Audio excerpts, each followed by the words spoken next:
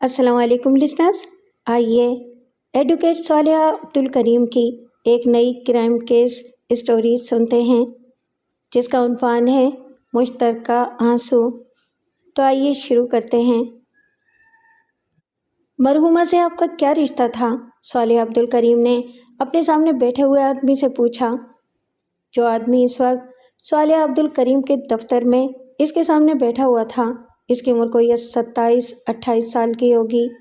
वो एक मामूली शक्ल व सूरत का छरेरे बदन का आदमी था। इसके खदोखाल में अगरचे कोई ख़ास बात नहीं थी, लेकिन इसकी आंखें ज़्यादा बड़ी न होने के बावजूद बेखद रोशन और चमकीली थीं। इस जवान आदमी का नाम इरफान अहमद था।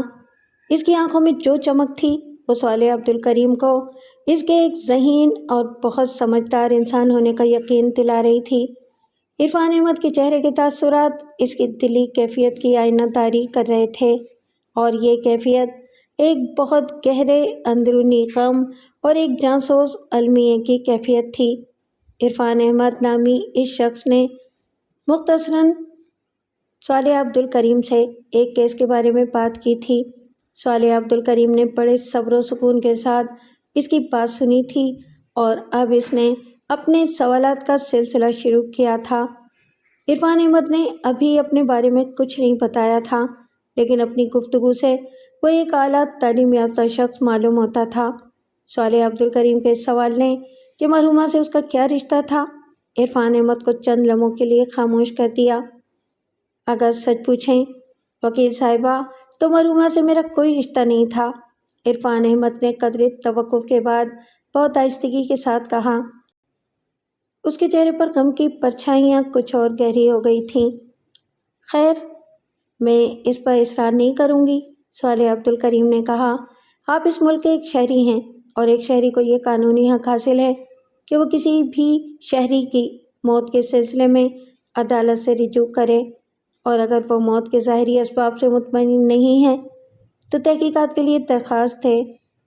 जी हाँ, इरफान अहमद ने कहा, मैं अपने इसी कानूनी हक से बखूबी वाकिफ़ हूँ और मैं इसको इस्तेमाल भी करना चाहता हूँ। बिरजीज़ के साथ मेरा कोई खूनी रिश्ता नहीं था, लेकिन हम दोनों दोस्त थे और मैं इसकी मौत को खुदकुशी तस्लीम करने के लिए तैयार नहीं हूँ। बिरजीज़ ऐसी लड़की नहीं थी कि खुदकुशी कर लेती। वो तो एक बहादुर और पुरज़म लड़की थी। इसमें दुनिया के हालात का मुकाबला करने की क़ुव्वत थी। मैं इस अमर से ज़ाती तौर पर वाकिफ़ हूँ कि इसने मुश्किल से मुश्किल हालात में भी हिम्मत नहीं हारी और जिद्दोजहद करती रही। बिरजीज़ खुदकुशी नहीं कर सकती वकील साहिबा। यह आपका ख्याल है इरफान अहमद साहब? सालिया अब्दुल करीम ने गहरी संजीदगी से कहा। लेकिन इंसानी दिलो दिमाग की कार्रवाइयाँ इस कदर पेचीदा और बसा औक़ात इस कदर गैर मुतवक्का होती हैं कि बज़ाहिर बिल्कुल नाकाबिले फ़हम मालूम होती हैं। हम एक शख्स से एक ख़ास रवैये की तवक्को रखते हैं, लेकिन वो अंदरूनी जज्बाती मुहर्रिकात के ज़ेरे असर एक ऐसा रवैया इख्तियार कर लेता है जो हमारे लिए गैर मुतवक्का होता है। एक आम आदमी इस रवैये पर हैरान हो जाता है, लेकिन एक माहिर नफ्सियात इस रवैये की तौजी कर सकता है, क्योंकि वो इंसान के नफ्स के अंदर इसके बातिन की गहराइयों में झांकने की साइंसी सलाहियत का हामिल होता है। मुझे इस हकीकत से इनकार नहीं है वकील साहिबा, इरफान अहमद ने कहा। बाज़ औक़ात इंसानी रवैये वाकई हमारे लिए नाकाबिले फ़हम बन जाते हैं और हमारी तवक्कुआत के बरक्स भी होते हैं, लेकिन मैं आपको यकीन दिलाता हूँ कि बिरजीज़ के मामले में ऐसा नहीं है। एक तवील अरसे से मेरा साबका इंसानों से रहा है इरफान अहमद साहब, सालिया अब्दुल करीम ने संजीदगी से कहा। इनमें हर किस्म के लोग शामिल रहे हैं, मुजरिम, बेगुनाह, झूठे, सच्चे, बेईमान, ईमानदार, बुज़दिल, बहादुर। गर्ज़ ये कि हर किस्म के इंसानों की फितरत और इनके रवैयों का मुताला करने का मुझे वाफिर मौका मिला है। खुदकुशी क्या है? ये एक इंतहाई शदीद नौइयत के जज्बाती दबाव का नतीजा है जो बहरहाल लम्हाती होता है। ये सिर्फ एक लम्हे का काम होता है इरफान अहमद साहब। कोई आदमी खुदकुशी के बारे में सोचता है और सोचता ही रहता है। इंतहाई मायूसी और नाउमीदी के आलम में वो बार बार اپنے آپ کو ہلاک کرنے کا منصوبہ بناتا ہے اور پھر اسے ترک کر دیتا ہے۔ یہ عمل کچھ عرصے تک جاری رہتا ہے، یہ مہینوں اور برسوں بھی جاری رہ سکتا ہے، اور ہفتوں، دنوں اور چند گھنٹوں بلکہ چند منٹوں تک کے لیے بھی۔ اور اسی عمل کے دوران کسی وقت وہ خوفناک اور فیصلہ کن لمحہ پہنچتا ہے جب انسان ایک ہی جھٹکے میں سب کچھ کر گزرتا ہے۔ اس وقت اس کی اپنے آپ سے بحث کرنے کی صلاحیت وقتی طور پر مفقود ہو جاتی ہے اور وہ اپنے آپ کو ختم کر لیتا ہے۔ لیکن یوں بھی ہوتا ہے کہ اگر وہ خوفناک لمحہ گزر جائے، انسان اپنی بحث کرنے کی صلاحیت سے مکمل طور پر محروم نہ ہو جائے، تو پھر وہ سنبھل جاتا ہے، وہ لمحہ گزر جاتا ہے اور انسان کی زندگی بچ جاتی ہے۔ میرا کہنے کا مقصد اس کے علاوہ اور کچھ نہیں کہ آپ کسی بھی انسان کے بارے میں، اس کے آئندہ رویوں کے بارے میں کوئی حتمی فیصلہ صادر نہیں کر سکتے۔ بدلتے ہوئے حالات کے تحت انسانی رویے بدلتے رہتے ہیں۔ مسلسل ناکامیاں انسان کی جد و جہد کو کمزور بھی کر دیتی ہیں۔ عرفان احمد صاحب، انسان ہمت ہار بھی جاتا ہے اور یہ مایوسی اس کی شخصیت و مزاج میں گہری کیفیتی تبدیلیوں کا باعث بنتی ہے۔ میں نے آپ کے بارے میں جو کچھ سنا تھا ویسے ہی آپ کو پایا، عرفان احمد نے ایک پھیکی مسکراہٹ کے ساتھ کہا۔ مجھے بتایا گیا تھا کہ آپ صرف ایک قانون دان نہیں ہیں، آپ ایک اسکالر ہیں، عالم ہیں، اور سچائی کو تلاش کرنا ہی آپ کا اصل مقصد ہے۔ میں نہیں جانتی کہ میں عالم یا اسکالر ہوں، صالحہ عبدالکریم نے کثر نفسی سے کام لیتے ہوئے مسکرا کر کہا، لیکن آپ کی دوسری بات سے میں مکمل طور پر متفق ہوں۔ جی ہاں، سچائی کی تلاشی میرا اصل مقصد ہے۔ میں اس بات سے کبھی غرض نہیں رکھتی کہ میرے موکل نے مجھے کتنی فیس دی ہے، میں صرف اس بات سے غرض رکھتی ہوں کہ میرا موکل حق پر ہے یا نہیں، اور اگر مجھے اس بات کا یقین ہو جائے کہ وہ حق پر نہیں ہے تو پھر وہ میرا موکل نہیں رہتا، میں اس کی پیروی سے دست بردار ہو جاتی ہوں، اور بعض صورتوں میں تو یہ عین مقدمے کے دوران بھی ہوا ہے۔ اس لیے میں چاہتی ہوں کہ آپ ان ساری باتوں کو اچھی طرح سمجھ لیں۔ مجھے یہ سب کچھ معلوم ہے صالحہ صاحبہ، عرفان احمد نے کہا، مجھے معلوم ہے کہ بعض کیسوں میں یوں بھی ہوا ہے کہ آپ اپنے موکل کی پیروی سے دستبردار ہو کر مخالف فریق کی وکیل بن گئی ہو، کیونکہ آپ کو یقین تھا کہ مخالف فریق حق پر ہے، اور اس تبدیلی کے بعد آپ نے اپنے نئے موکل کو عدالت میں سچا ثابت بھی کر دکھایا ہے۔ اچھا، تو اب آپ اپنے معاملے کی جانب واپس آئیے، صالح عبدالکریم نے کہا۔ آپ کا اصرار یہ ہے کہ برجیس نے خودکشی نہیں کی اور اسے قتل کیا گیا ہے، لیکن آپ اس حقیقت سے کس طرح انکار کر سکتے ہیں کہ برجیس کے تکیے کے نیچے سے جو خط برآمد ہوا ہے اور جس میں اس نے اس بات کا اقرار کیا ہے کہ وہ اپنی زندگی کے نامساعد حالات سے تنگ آ کر خودکشی کر رہی ہے، وہ اس کے اپنے ہاتھ کا لکھا ہوا ہے۔ اگر میں اس بات کی تہ تک پہنچ جاتا تو پھر تو میں کسی بھی ایسے وکیل کے پاس جا سکتا تھا جو فوجداری کے مقدمات کا ماہر ہو اور یہ کیس اس کے حوالے کر سکتا تھا، عرفان احمد نے سنجیدگی سے کہا۔ اگر میں یہ ثابت کر سکتا کہ وہ تحریر برجیس کی نہیں ہے، یا اگر بالفرض وہ اس کی تحریر ہے بھی، تو اس سے کسی نہ کسی انداز میں زبردستی لکھوائی گئی ہے، تو پھر بات ہی کیا رہ جاتی؟ پھر تو پولیس بھی میری مدد کرتی اور اصل قاتلوں کو بآسانی تلاش کیا جا سکتا تھا۔ لیکن ساری دشواری تو یہی ہے صالحہ صاحبہ کہ بظاہر یہ ایک خودکشی کا غیر متنازع کیس ہے، اور اس کا پورا مطالعہ کرنے کے بعد اس کے علاوہ دوسری رائے ہو ہی نہیں سکتی کہ یہ خودکشی کا کیس ہے، لیکن مجھے پورا یقین ہے کہ یہ خودکشی کا کیس نہیں ہے۔ صرف آپ کے یقین کرنے یا نہ کرنے سے کیا ہوتا ہے؟ صالح عبدالکریم نے گہری سنجیدگی کے ساتھ کہا۔ قانون اور عدالت کا مسئلہ ہے، ایک وکیل استغاثہ جب عدالت کے کمرے کے اندر قدم رکھتا ہے تو اس کے پاس اپنے دعوے کے ثبوت میں گواہ اور شہادتیں ہوتی ہیں، وہ خالی ہاتھ عدالت میں نہیں جاتا، اور اگر خالی ہاتھ جاتا ہے تو پھر خالی ہاتھ ہی واپس بھی آتا ہے۔ حقیقت یہ ہے کہ وکیل صاحبہ، میرے پاس اپنے اس الزام کے لیے کہ برجیس نے خودکشی نہیں کی بلکہ اسے قتل کیا گیا ہے، اپنے ایقان کے علاوہ اور کوئی ثبوت نہیں، اور میرا یہ ایقان یقیناً کسی قانونی حیثیت کا حامل نہیں ہے۔ اسی لیے جب میں نے پولیس سے اس سلسلے میں رجوع کیا، پولیس کے اعلیٰ ترین حکام تک رسائی حاصل کر کے انہیں اپنے اس ایقان کے بارے میں بتایا، تو ان میں سے کسی نے بھی میری بات کو درخور اطمینان نہ سمجھا اور مجھ سے صاف طور پر یہ کہہ دیا کہ خودکشی کے ایک بالکل سیدھے سادے کیس کو قتل کے کیس میں تبدیل نہیں کیا جا سکتا، اور یہ کہ جو کچھ بھی میں کہہ رہا ہوں وہ محض میری غلط فہمی ہے۔ لیکن آپ کی شکایت پر پولیس کے اعلیٰ حکام نے اپنے طور پر کچھ نہ کچھ تحقیقات تو کی ہوگی؟ صالحہ نے پوچھا۔ جی ہاں، کی تھی، عرفان احمد نے بتایا، لیکن اس تحقیقات کا کوئی مثبت نتیجہ برآمد نہیں ہوا۔ کچھ دنوں کی رسمی سی کارروائیوں کے بعد پولیس نے یہ کہہ کر تحقیقات کو ختم کر دیا کہ اس معاملے میں قتل کا کوئی ثبوت موجود نہیں ہے۔ لیکن آپ اس تحقیقات سے مطمئن نہیں ہوئے ہوں گے، صالح عبدالکریم نے کہا، اور میرے پاس آنے سے پہلے آپ نے یقیناً بعض دوسرے وکلاء سے بھی صلاح مشورہ کیا ہوگا۔ جی بالکل، عرفان احمد نے کہا، میں نے کئی بڑے وکلاء سے بات کی تھی، لیکن انہوں نے اس کو بے جان اور مردہ کیس قرار دے کر مسترد کر دیا اور مجھے مشورہ دیا کہ میں ان کا اور اپنا وقت ضائع نہ کروں۔ لیکن اتفاق سے انہی میں سے ایک وکیل نے مجھے آپ کے بارے میں بتایا اور مشورہ دیا کہ میں آپ سے مل کر اس کیس کے بارے میں بتاؤں اور شاید آپ میری کچھ مدد کر سکیں۔ ان وکیل صاحب کی بات سن کر مجھے بے حد تعجب ہوا۔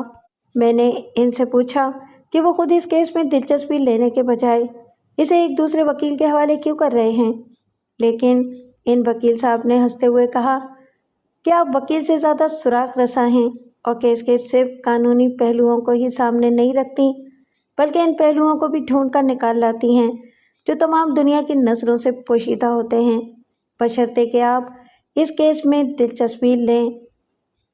جی ہاں، صالح عبدالکریم نے سنجیدگی سے کہا، اگر مجھے یقین ہو جائے کہ کوئی مجرم سزا سے بچ رہا ہے یا کسی بے گناہ کو سزا مل رہی ہے تو میں انصاف کے تقاضوں کو پورا کرنے کے لیے اپنا سارا زور لگا دیتی ہوں۔ بہرحال آپ نے مجھے کچھ وقت دینا ہے، اس مہلت میں ذرا اس کیس کے بارے میں کچھ معلومات حاصل کر لوں گی۔ آپ 1 ہفتے کے بعد مجھ سے رابطہ قائم کیجیے گا۔ مسمات برجیس قادر بل قادر حسین کے کیس کی فائل صالحہ عبدالکریم کے سامنے رکھی ہوئی تھی۔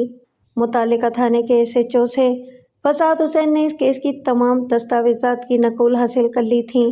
علاوہ ازیں اس نے خود SHO سے بھی اس کے بارے میں تفصیلی بات چیت کی تھی۔ SHO فساد حسین کا ذاتی دوست تھا اور دونوں میں بہت اچھے مراسم تھے۔ اس نے فساد حسین سے کوئی بات نہیں چھپائی تھی اور اسے سب کچھ صاف صاف بتا دیا تھا۔ پولیس کی اطلاعات اور معلومات کے مطابق یہ ایک خودکشی کا کیس تھا۔ خودکشی کرنے والی لڑکی کا نام برجیس قادر تھا اور وہ ایک غیر شادی شدہ لڑکی تھی۔ برجیس قادر اپنی چھوٹی بہن نفیس ہارون اور اس کے شوہر محمد ہارون کے ساتھ ایک ہی گھر میں رہتی تھی۔ اپنی چھوٹی بہن اور بہنوئی کے ساتھ اس کے تعلقات مثالی تھے۔ ان لوگوں میں آپس میں کوئی معمولی سا تنازع بھی نہیں تھا۔ پڑوسیوں نے کبھی بھی ان کے گھر سے لڑنے جھگڑنے کی یا چیخنے چلانے کی آوازیں نہیں سنی تھیں۔ وہ گھر جس میں یہ خاندان رہتا تھا دونوں بہنوں کی مشترکہ ملکیت تھا کیونکہ یہ ان کے والدین کا ترکہ تھا، لیکن برجیس نے اپنی زندگی میں ہی اپنا حصہ بھی اپنی چھوٹی بہن نفیس کے نام منتقل کر دیا تھا، اور اس طرح دونوں بہنوں کے درمیان جائیداد کا کوئی تنازع نہیں تھا کیونکہ اس ایک آبائی مکان کے علاوہ ان کی اور کوئی جائیداد نہیں تھی۔ برجیس اپنی چھوٹی بہن نفیس سے بہت محبت کرتی تھی اور اس نے اسے گویا ماں بن کر پالا تھا۔ اس نے اپنی بہن کو ہر وہ خوشی دی تھی جس کی کوئی لڑکی تمنا کر سکتی ہے، لیکن خود برجیس کی اپنی زندگی بڑی غیر مطمئن تھی۔ وہ ایک ایڈورٹائزنگ کمپنی میں کام کرتی تھی، وہاں اس کی پوسٹ اسسٹنٹ آرٹ ڈائریکٹر کی تھی۔ یہ ایک بڑی پوسٹ تھی اور برجیس کو بہت اچھی تنخواہ ملتی تھی اور اس کے علاوہ دیگر سہولیات بھی حاصل تھیں، لیکن برجیس تنہائی اور محرومی کے شدید احساس کا شکار تھی۔ اس نے اب تک شادی بھی نہیں کی تھی اور اپنی چھوٹی بہن اور بہنوئی کے اصرار کے باوجود وہ شادی پر آمادہ نہیں ہوتی تھی۔ گزشتہ کچھ عرصے سے بلجیس شدید ڈپریشن کا شکار رہنے لگی تھی۔ تنہائی اور محرومی کے احساس نے زیادہ آگے بڑھ کر ایک بیماری کی حیثیت اختیار کر لی تھی اور بلجیس کو کافی دن تک اپنا علاج کروانا پڑا تھا۔ اور پھر آج سے کوئی 2 ماہ پہلے بلجیس نے خودکشی کر لی۔ اس روز وہ اپنے کمرے سے باہر نہیں نکلی۔ روزانہ وہ تینوں ایک ساتھ ہی ناشتہ کیا کرتے تھے۔ ناشتے کے بعد بلجیس اور محمد ہارون اپنے اپنے کام پر روانہ ہو جاتے اور نفیس تنہا گھر میں رہ جاتی۔ لیکن اس روز خلاف معمول بلجیس ناشتے کی میز پر نہیں آئی۔ وہ کہیں ادھر ادھر بھی نظر نہیں آ رہی تھی۔ اس کی چھوٹی بہن نفیس نے اس کے کمرے میں جا کر دیکھا۔ بلجیس کے کمرے کا دروازہ بند نہیں ہوتا تھا۔ وہ رات کو بھی کمرے کو اندر سے لاک کر کے نہیں سوتی تھی، یہ اس کی عادت تھی۔ نفیس نے بلجیس کو بستر پر مردہ حالت میں پایا اور وہ یہ صورتحال دیکھ کر سخت دہشت زدہ ہو گئی۔ اس نے فوراً اپنے شوہر ہارون کو بلایا اور ہارون نے اسے ہدایت کی کہ وہ کمرے کی کسی بھی چیز کو ہاتھ نہ لگائے اور پولیس کو اس سانحے کی اطلاع دے دی۔ ذرا سی دیر میں پولیس آ گئی اور ڈاکٹر نے معائنے کے بعد یہ بتایا کہ بلجیس کو مرے ہوئے کئی گھنٹے گزر چکے ہیں۔ کمرے کی تلاشی کے دوران متوفیہ کے بستر کے تکیے کے نیچے سے ایک لفافہ برآمد ہوا جس میں اردو میں تحریر کردہ ایک خط موجود تھا۔ اس خط میں بلجیس نے کسی کو بھی مخاطب کیے بغیر یہ لکھا تھا کہ وہ اپنی زندگی کے نامساعد حالات سے دل برداشتہ ہو کر خودکشی کر رہی ہے۔ اس کی موت کی ذمہ داری کسی بھی دوسرے شخص پر عائد نہیں ہوتی اور اس سلسلے میں کسی کو بھی مورد الزام قرار نہ دیا جائے۔ پولیس نے گواہوں کی موجودگی میں جن کا تعلق پڑوس کے رہنے والوں سے تھا FIR تیار کی اور اس میں متوفیہ کے چھوڑے ہوئے اس خط کا بھی ذکر کیا۔ پولیس نے وہ تحریر سب سے پہلے تو نفیس اور اس کے شوہر ہارون کو دکھائی اور نفیس نے زار و قطار روتے ہوئے اس امر کا اعتراف کیا کہ یہ تحریر اس کی بڑی بہن کی ہی ہے۔ ہارون نے بھی اس کے اس بیان کی تائید کی کیونکہ بلجیس کی تحریر کو وہ بھی خوب پہچانتا تھا۔ پولیس نے موقع پر ضروری کارروائی کے بعد لاش کو پوسٹ مارٹم کے لیے اسپتال بھجوا دیا، جہاں بعد میں پوسٹ مارٹم کی رپورٹ میں یہ کہا گیا کہ مقتولہ کی موت زیادہ مقدار میں خواب آور گولیاں کھا لینے سے واقع ہوئی ہے۔ پولیس کی نظر میں یہ ایک بالکل سیدھا سادہ خودکشی کا کیس تھا۔ پولیس نے نفیس اور اس کے شوہر محمد ہارون کے تفصیلی بیانات لینے کے علاوہ ان کے پڑوسیوں وغیرہ کے بھی بیانات لیے تھے، لیکن ان میں سے کسی نے بھی یہ بات نہیں کہی تھی کہ اپنی چھوٹی بہن اور بہنوئی کے ساتھ بلجیس کے تعلقات میں کوئی معمولی سی کشیدگی بھی موجود تھی۔ نفیس نے رو رو کر پولیس والوں کو یہ بتایا کہ بلجیس اس کی بڑی بہن اس کے لیے ماں کا درجہ رکھتی تھی اور اسے بے حد چاہتی تھی اور اس نے خود بھی اپنی بڑی بہن کی اپنی ماں کی طرح عزت کی اور اس کے ہر حکم کی پابندی کی۔ دونوں بہنوں کے درمیان کہیں کوئی تنازع کی وجہ موجود نہیں تھی۔ جائیداد وغیرہ کی تقسیم کا بھی کوئی مسئلہ نہیں تھا کیونکہ بلجیس نے اپنی مرضی سے اپنا آدھا مکان نفیس کے نام کر دیا تھا اور نفیس نے وہ ساری دستاویزات پولیس والوں کو دکھا دیں۔ ان کی تصدیق بھی کر لی گئی۔ پولیس کے سوالوں کے جواب میں نفیس نے بتایا کہ اس کی بہن نے اپنی اب تک کی زندگی کے حالات کے باعث اکثر ڈپریشن کا شکار رہنے لگی تھی اور پچھلے سال تو اس پر اس قدر شدید ڈپریشن کا غلبہ ہوا تھا کہ اسے باقاعدہ اپنا علاج کروانا پڑا اور دفتر سے چھٹی بھی لینی پڑی۔ نفیس نے اس سلسلے میں بلجیس کا میڈیکل ریکارڈ پولیس والوں کو دکھایا۔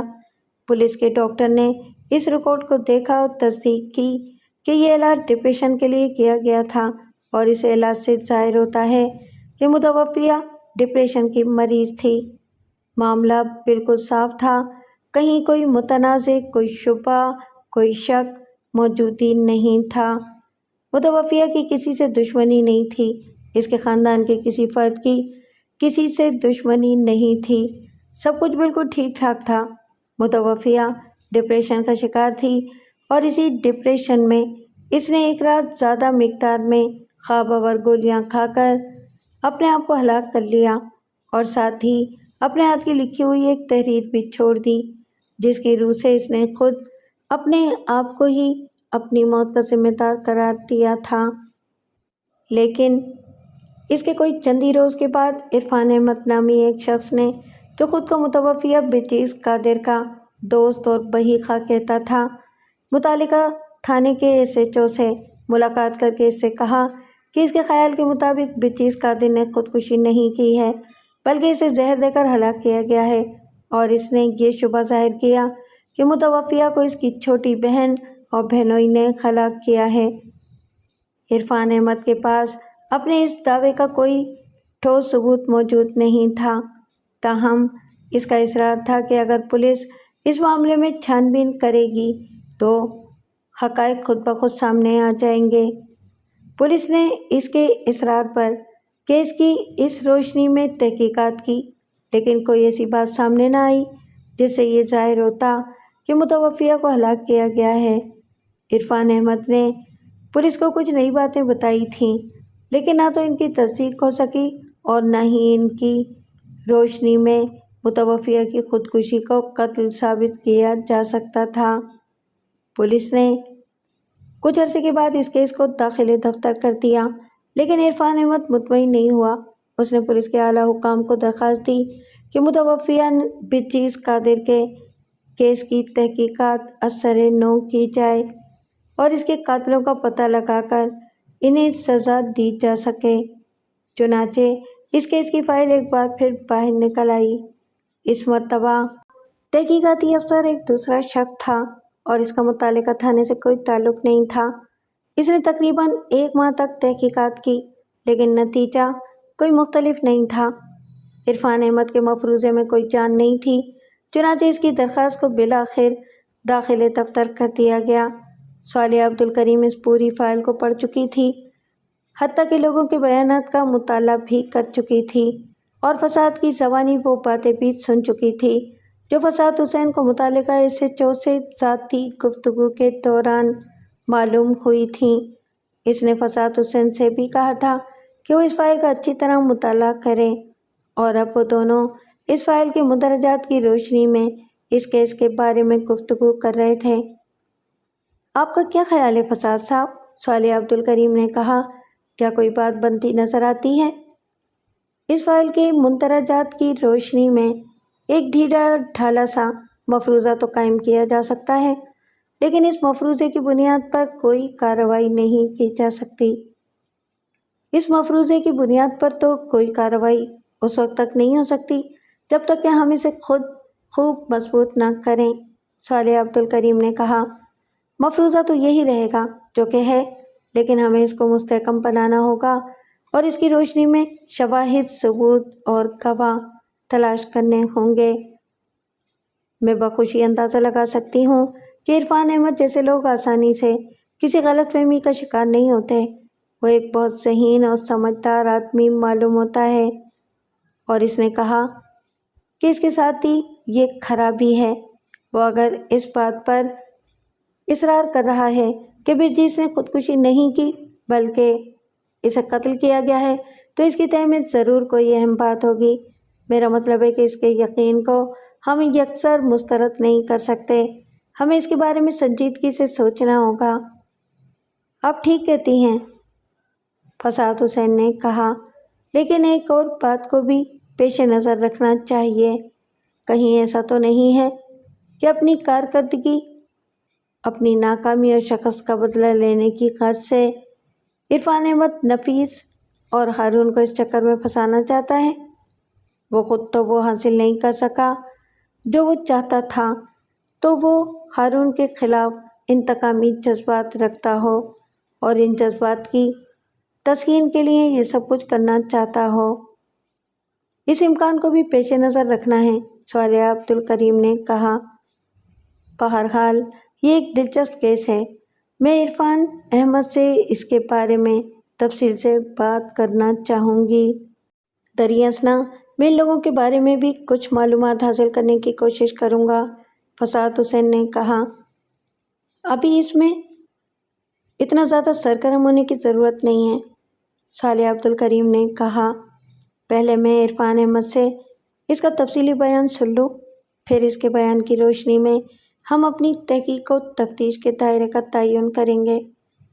ٹھیک ہے، فساد حسین نے کہا، آپ پہلے عرفان احمد سے بات کر لیجئے۔ اس کے بعد جب عرفان احمد نے صالحہ عبدالکریم سے رابطہ قائم کیا تو صالحہ عبدالکریم نے اس سے کہا کہ وہ اس کیس کی پوری فائل کا مطالعہ کر چکی ہے اور اس کے مندرجات میں ایسی کوئی بھی چیز نہیں تھی جس کی بنیاد پر وہ اس معاملے کو کچھ آگے بڑھا سکے۔ اس ریکارڈ کی روشنی میں تو کچھ بھی نہیں کیا جا سکتا تھا۔ آپ کا کہنا ہے کہ برجیس کو اس کی سکی چھوٹی بہن اور بہنوئی نے مل کر قتل کیا ہے؟ صالحہ عبدالکریم نے کہا، لیکن اس دعوے کی سرے سے کوئی بنیاد نہیں ہے۔ حقائق تو یہ بتاتے ہیں کہ دونوں بہنوں میں ایک دوسرے کے لیے گہری محبت تھی۔ برجیس نے نفیس کو ماں کی طرح پالا تھا اور نفیس بھی اپنی بڑی بہن پر جان چھڑکتی تھی۔ جان چھڑکتی ہوگی، عرفان احمد نے ایک ٹھنڈی سانس بھر کر کہا، لیکن انسانی جذبات کوئی مستقل شے تو نہیں کہ انسان بدل بھی تو سکتا ہے، بلکہ بدلتا ہے۔ انسانی رویے ہمیشہ معروضی حقائق و حالات کے تابع ہوتے ہیں۔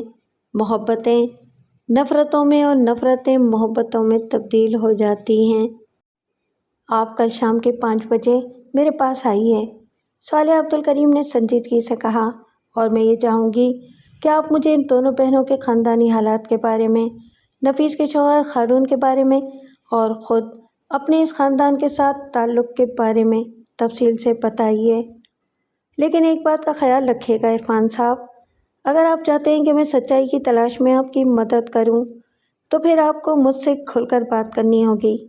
تمام کڑوی کسیلی حقیقتوں کو میرے سامنے بے نقاب کرنا ہوگا، اور میرا آپ سے وعدہ ہے کہ یہ ساری باتیں ایک قیمتی راز کی طرح میرے سینے میں محفوظ رہیں گی۔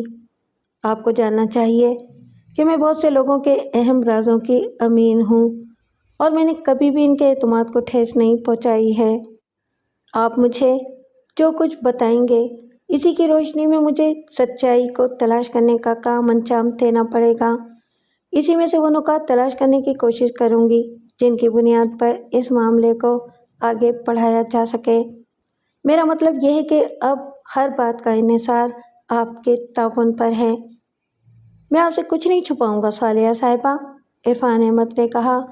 پولیس کی تحقیقات کے دوران میں نے جو بیانات دیے ہیں اور جو ان دستاویزات میں شامل ہیں جن کا آپ مطالعہ کر چکی ہیں، ان سے تو آپ واقف ہو ہی چکی ہیں، مگر ان کے علاوہ ان بیانات کو بھول جائیے اور یہ سمجھ لیجئے کہ میں نے انہیں نہیں پڑھا اور میں ان کے بارے میں کچھ نہیں جانتی۔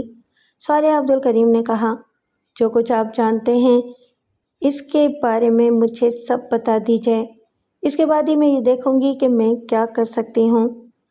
ٹھیک ہے وکیل صاحبہ، عرفان احمد نے ایک پھیکی اور بے جان سی مسکراہٹ کے ساتھ کہا، لیکن جو کچھ میں کہوں گا اس کو آپ خود اپنے الفاظ کی روشنی میں جانچیے گا۔ آپ کو یاد ہوگا کہ اس روز جب میری اور آپ کی پہلی ملاقات ہوئی تھی، آپ نے کہا تھا کہ بعض اوقات کسی انسان کا رویہ ہماری توقع کے اس قدر خلاف اور اتنا ناقابل فہم ہوتا ہے کہ ہم اس پر حیران رہ جاتے ہیں۔ آپ نے بالکل سچ کہا تھا وکیل صاحبہ، اور اسی سچائی کو اپنے ذہن میں رکھیے گا۔ قادر حسین اس روز جب دفتر سے گھر واپس آیا تو وہ اپنے سینے میں ہلکا ہلکا درد محسوس کر رہا تھا۔ یہ درد اکثر ہوتا تھا، لیکن قادر حسین نے اس کی طرف کوئی توجہ نہیں دی تھی۔ وہ السر اور سینے کی تیزابیت کا پرانا مریض تھا۔ السر تو دواؤں سے ٹھیک ہو گیا تھا، لیکن تیزابیت سے کسی طرح بھی نجات نہیں مل سکی تھی۔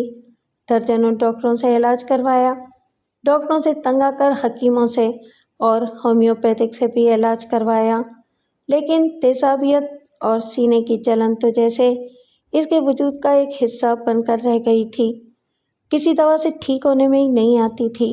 اور اب تو قادر حسین نے عاجز آ کر ہر قسم کے علاج کو ختم کر دیا تھا، اور اگر کسی وقت سینے کی جلن زیادہ تیز ہو جاتی تو وہ میڈیسن لے لیتا، اس سے وقتی طور پر افاقہ ہو جاتا تھا اور جلن کے ساتھ اکثر اس کے سینے میں درد بھی ہوتا رہتا تھا۔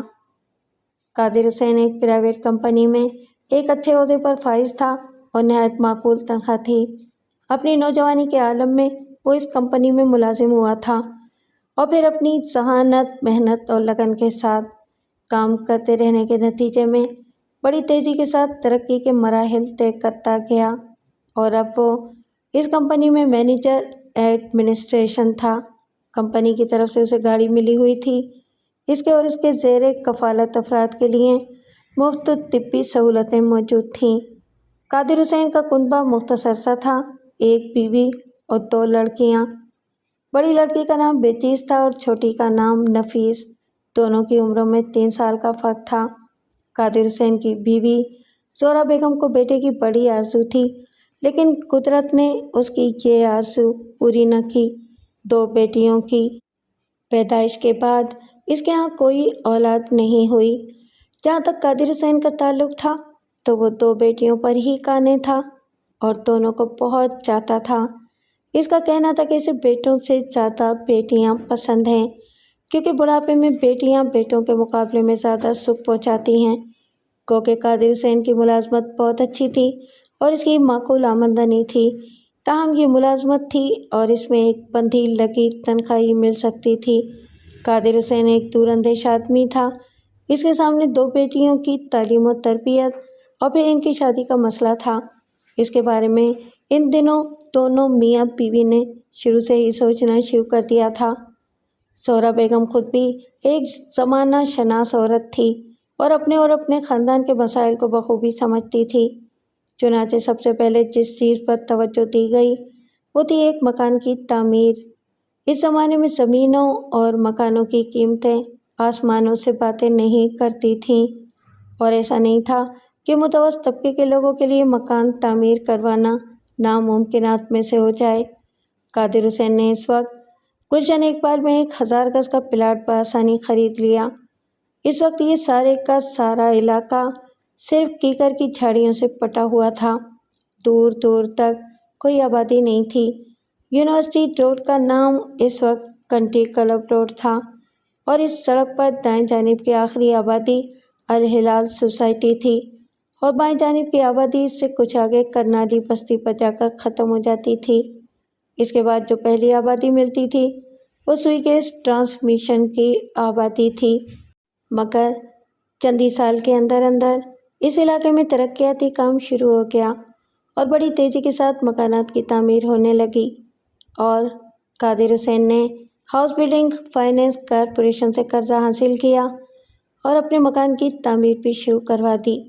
2 سال کی مدت کے اندر 1000 گز کے پلاٹ پر ایک خوبصورت اور وسیع کوٹھی بن کر تیار ہو گئی اور یہ مختصر سا خاندان اس وسیع اور اس کوٹھی میں منتقل ہو گیا۔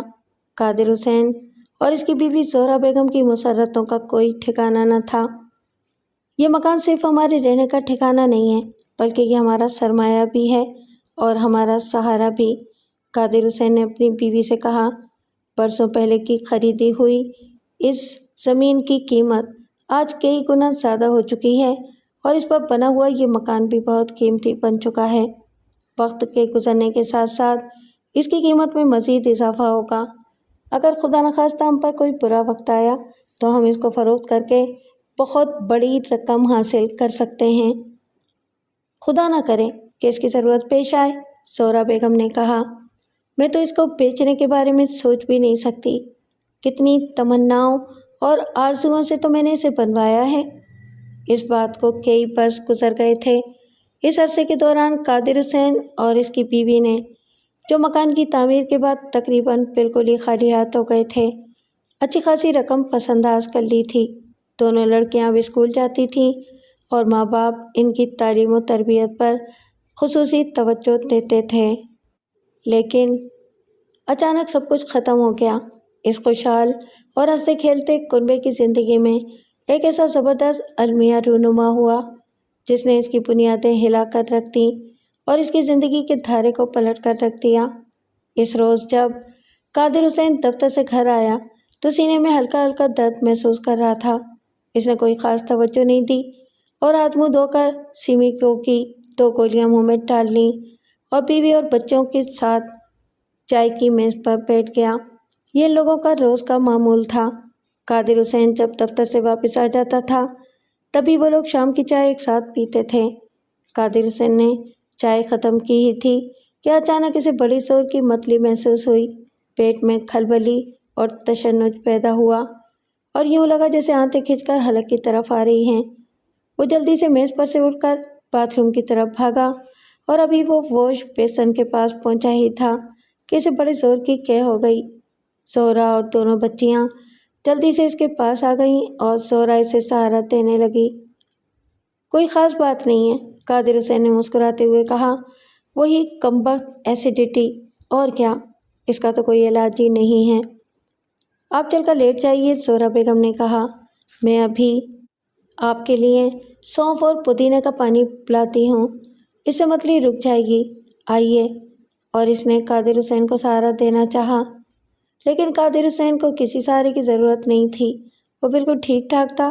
وہ اپنے پیروں سے چل کر اپنے بیڈ روم تک گیا اور پھر وہاں بستر پر لیٹ کر اس نے آنکھیں بند کر لیں۔ بڑی بیٹی برجیس، جس کی عمر اس وقت 9 سال کی تھی، اس کے پاس موجود ہی رہی، جبکہ 6 سالہ نفیس اپنی ماں کے ساتھ باورچی خانے میں چلی گئی۔ میں آپ کا سر دبا دوں ابو؟ برجیس نے اپنے باپ کے سرانے کھڑے ہو کر کہا، لیکن قادر حسین نے اس کی بات کا کوئی جواب نہیں دیا۔ وہ آنکھیں بند کیے ہوئے خاموشی سے لیٹا رہا۔ ابو شاید سو گئے ہیں، ننھی برجیس نے دل میں سوچا اور پھر اپنے باپ کو نہیں چھیڑا۔ وہ بہت سمجھدار بچی تھی، اس نے مناسب یہی سمجھا کہ باپ کو آرام کرنے دیا جائے۔ ذرا دیر میں زہرا سونف اور پودینے کا پانی لے کر آ گئی اور اس نے اپنے شوہر کو سوتا ہوا دیکھ کر آہستہ سے اسے جگانے کی کوشش کی تاکہ وہ یہ پانی پینے کے بعد پھر آرام سے سو جائے، لیکن جب زہرا کے ہاتھ نے قادر حسین کی پیشانی کو چھوا تو ایک دم گھبرا گئی۔ قادر حسین کا جسم تو سرد ہو رہا تھا۔ ڈاکٹر نعمان ان لوگوں کے پڑوس میں ہی رہتا تھا اور دونوں گھروں کے درمیان بہت اچھے تعلقات تھے۔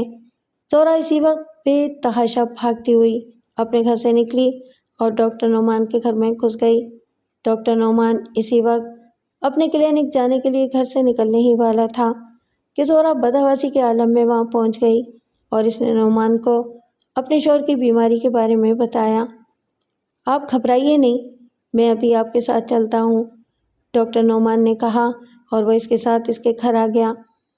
ڈاکٹر نعمان کے لیے وہ بڑا مشکل وقت تھا۔ اس نے اپنے دوست اور پڑوسی قادر حسین کا معائنہ کر لیا تھا اور اب اس کی سمجھ میں نہیں آ رہا تھا کہ وہ اس کی بیوی اور دونوں بچیوں کے سامنے یہ بات کس طرح کہے کہ قادر حسین مر چکا ہے۔ بہرحال کسی نہ کسی طرح اسے یہ بات تو کہنی ہی تھی۔ زہرا نے جب یہ سنا تو اسے یقین نہیں آیا۔ وہ پھٹی پھٹی آنکھوں سے ڈاکٹر نعمان کی صورت دیکھ رہی تھی اور دونوں بچیوں نے رونا شروع کر دیا تھا۔ ڈاکٹر نعمان کی بیوی اور اس کے بچے اسی وقت وہاں آ گئے اور غمزدہ خاندان کو تسلی دینے لگے۔ ان میں ڈاکٹر نعمان کا 12 سالہ بیٹا عرفان احمد بھی شامل تھا۔ عرفان احمد اور برجیس کی عمروں میں 3 سال کا فرق تھا۔ عرفان احمد کا اس گھرانے میں بہت آنا جانا تھا اور وہ تینوں بچے آپس میں مل جل کر کھیلتے کودتے تھے۔ دونوں لڑکیاں بھی برابر عرفان احمد کے گھر جاتی آتی رہتی تھیں اور یہ بات اس وقت 12 سالہ عرفان احمد کو خود بھی پوری طرح نہیں معلوم تھی کہ 9 سالہ برجیس اس کے دل میں کس طرح چپکے اپنا گھر بنا رہی ہے۔ عرفان احمد کو صرف یہ معلوم تھا کہ اسے برجیس اچھی لگتی ہے، اس کے ساتھ کھیلنا، اس سے باتیں کرنا، ہوم ورک کرنے میں اسے مدد دینا، یہ سب کچھ اسے بہت اچھا لگتا تھا۔ قادر حسین کے انتقال کے بعد کئی رشتہ داروں نے زہرا بیگم کو یہ مشورہ دیا کہ وہ اس مکان کو فروخت کر دے اور کوئی دوسرا چھوٹا سا سستا سا مکان خرید لے جو ان تینوں ماں بیٹیوں کی رہائش کے لیے بہت کافی ہوگا، اور باقی رقم کو بینک میں ڈال دے تاکہ اس کی بیٹیوں کی شادی کے وقت کام آئے، مگر زہرا بیگم نے اس مشورے کو قبول کرنے سے انکار کر دیا۔ میں یہ مکان تو کسی قیمت پر بھی نہیں بیچوں گی، اس نے کہا، یہی تو ہمارا سب کچھ ہے۔ اس کو بنوانے کے لیے انہوں نے کس قدر محنت اور دوڑ دھوپ کی تھی۔ دفتر سے چھٹی لے کر سارا دن دھوپ اور گرمی میں وہاں کھڑے رہ کر اپنا سر کھپاتے رہتے تھے اور پھر سب سے بڑی بات یہ ہے کہ وقت گزرنے کے ساتھ ساتھ اس کی قیمت میں اضافہ ہوتا جائے گا، اور شاید میں اسے بیچنے کے بارے میں صرف اسی وقت سوچوں گی جب برجیس اور نفیس کی شادیوں کا موقع آئے، لیکن اس وقت میں ابھی بہت دیر ہے۔ قادر حسین کے انتقال پر اس کے دفتر سے جو رقم ملی، زہرا بیگم نے بڑی دور اندیشی سے کام لیتے ہوئے اسے بہت سنبھال کر ایک بچت اسکیم میں لگا دیا اور خود ایک اسکول میں معمولی سی نوکری کر لی۔ وہ ایک تعلیم یافتہ عورت تھی، لیکن اب وہ عمر کی اس منزل میں تھی جہاں کسی نئے کیریئر کے شروع کرنے کا سوال ہی پیدا نہیں ہوتا تھا۔ اسکول کی نوکری معمولی سی تنخواہ کی حامل تھی، لیکن وہ کسی نہ کسی طرح اپنا اور اپنی بچیوں کا گزارا کرتی رہی۔ بچت اسکیموں سے منافع کی اچھی خاصی رقم مل جاتی تھی اور سب ملا جلا کر کام چل جاتا تھا۔ اصل مسئلہ بچیوں کی تعلیم کا تھا اور زہرا اس میں کوئی کوتاہی نہیں کرنا چاہتی تھی۔ چنانچہ اس نے برجیس اور نفیس کو بہت عمدہ اسکول میں پڑھنے دیا اور ان کی بھاری تعلیمی اخراجات کی تکمیل کے لیے وہ اپنی بہت سی ضرورتوں کو پس پش ڈالتی رہی۔ کئی لوگوں نے اسے مشورہ دیا کہ وہ اپنی مکان کے ایک حصے کو کرائے پر دے دے، کیونکہ 1000 گز کی یہ کوٹھی اس مختصر سے خاندان کے لیے بہت زیادہ تھی، لیکن زہرا بیگم نے اس مشورے کو قبول نہیں کیا۔ میں کرایہ داروں کو اپنے گھر میں رکھ کر اپنا اور اپنی بچیوں کا سکون غارت نہیں کرنا چاہتی، اس نے جواب میں کہا۔ کرایہ داروں کو گھر میں رکھنا اپنے لیے ایک عذاب کو دعوت دینا ہے۔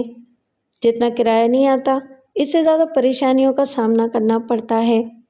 کشور خالہ زہرا بیگم کی ایک دور پرے کی رشتہ دار تھیں۔ وہ بیچاری بیوہ تھیں، سن رسیدہ تھیں اور بالکل اکیلی تھیں۔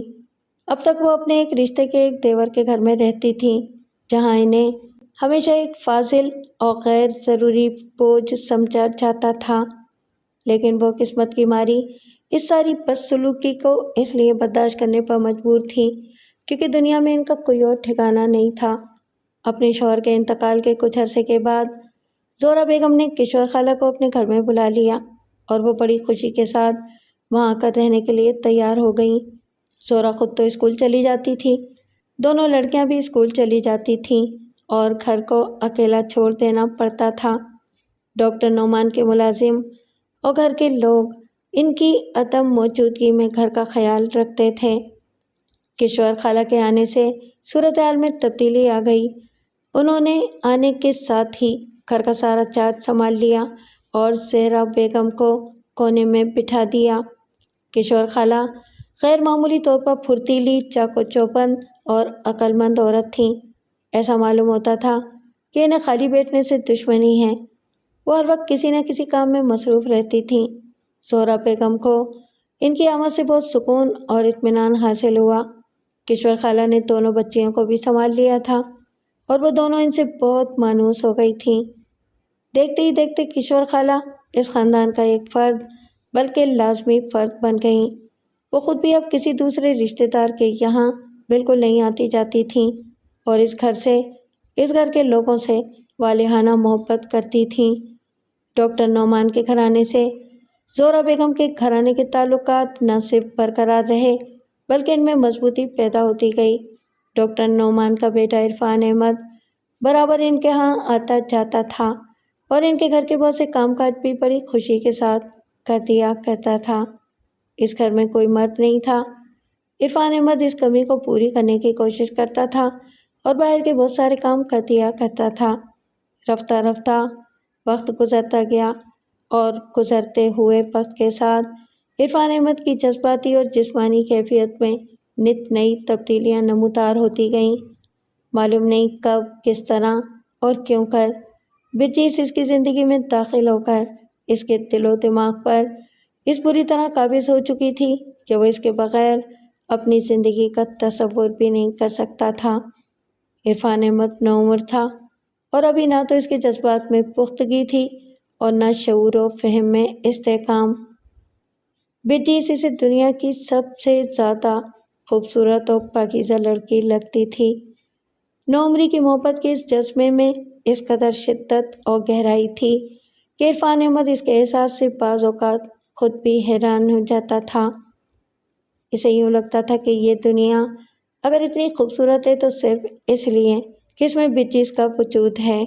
یہ ایک اندر ہی اندر آہستہ آہستہ ہولے ہولے سلگنے والے جذبے کی آنچ تھی جو عرفان احمد کے رگوں پہ میں لوٹ دیتی رہی۔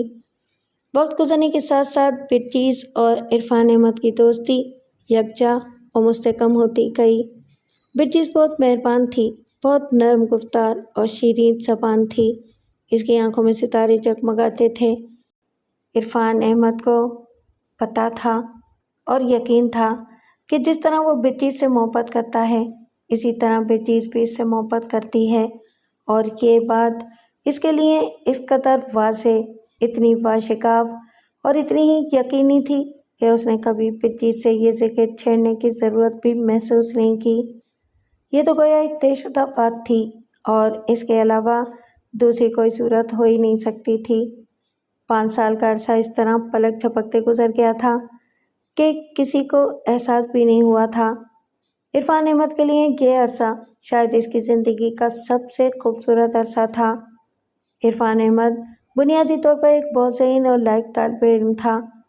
تعلیمی میدان میں برابر مارکے پر مارکے سر کرتا رہا۔ بچیز کی عمر اس وقت 17 سال کی تھی جب زہرا بیگم کا انتقال ہو گیا۔ قادر حسین کو مرے ہوئے ابھی 5 سال کا ہی عرصہ گزرا تھا کہ زہرا بیگم نے بھی دنیا سے منہ موڑ لیا۔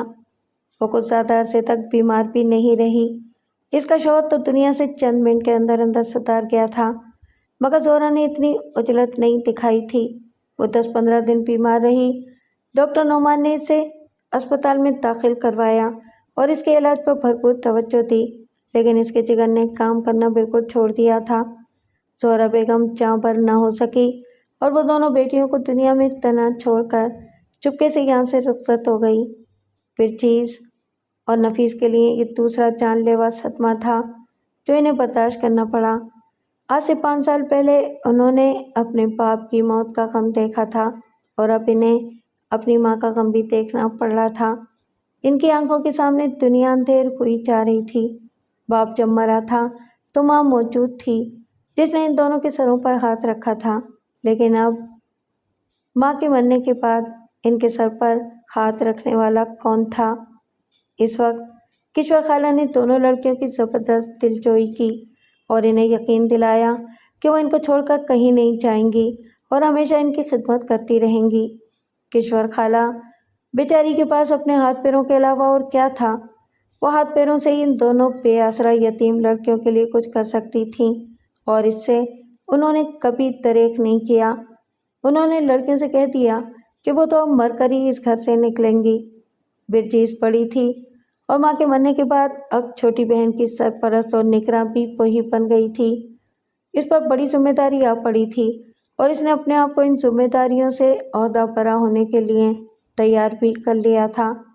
اس نے یہ بات اچھی طرح سمجھ لی تھی کہ کشور خالہ کا وجود اس گھر کے لیے بے حد ضروری ہے۔ ماں کے مرنے کے بعد ان دونوں نوجوان لڑکیوں کے سر پر کسی سرپرست کا سایہ ہونا ضروری تھا، اور کشور خالہ سے زیادہ بڑھ کر اور کون ہو سکتا تھا؟ اس کے ساتھ ہی اور بھی کئی اہم مسائل تھے۔ ماں کی تنخواہ کو بچت کے منافع میں شامل کر کے گھر کا خرچ کسی نہ کسی طرح چل جاتا تھا، لیکن اب آمدنی کا یہ ذریعہ بھی بند ہو گیا تھا۔ دونوں بہنیں ابھی زیر تعلیم تھیں اور تعلیمی اخراجات کو پورا کرنے کے لیے خاصی اضافی رقم کی ضرورت تھی۔